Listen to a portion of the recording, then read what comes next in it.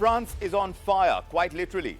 This has happened after over 1 million people have taken to the streets to protest against the proposed pension reforms. Violent clashes between the French police and protesters in France have been reported across the country, many even turning violent. Thursday was the 9th day of strikes in France and the first of coordinated action since French President Emmanuel Macron proposed to push those pension reforms bills through Parliament without a vote. So what exactly are these reforms? The proposed pension reforms will push back the legal retirement age from 62 to 64. That change is going to be implemented gradually, with the age increasing by 3 months every year, starting from this September all the way until 2030. The Macron government says the reforms are necessary to prevent a projected €13.5 billion annual deficit in the pension system in 2030. The reforms, Macron claims, are going to make the system financially sustainable. Currently, France's pension system costs nearly 14% of their GDP. It's the third highest within the OECD, behind Italy and Greece. But not everyone is convinced by this argument.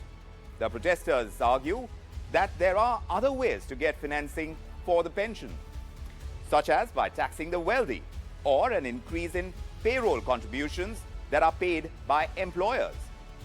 For the first time since 2010, France's 8 major workers' unions, they've joined hands against these planned reforms by the Macron administration.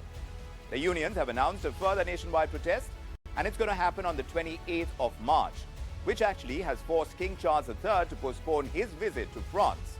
But President Emmanuel Macron is in no mood to take a step back. Only last week, after 2 no-confidence motions against the Macron government failed, it triggered special constitutional powers that would allow the Macron government to bypass a vote on the controversial bill.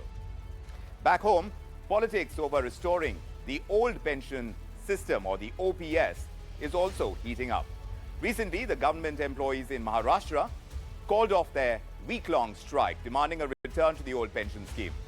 5 states, those are Rajasthan, Chhattisgarh, Jharkhand, Punjab and Himachal Pradesh, have informed the centre about their decision to revert to the old pension scheme. In the old regime, pension was 50% of the last drawn salary of the employee, and the entire amount was paid by the government.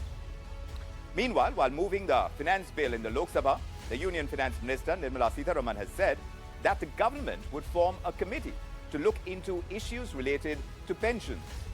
But for the moment, all eyes are on France and what Macron is going to choose to do next, as France literally burns in protests. Will he take a step back or not? That is what remains to be seen.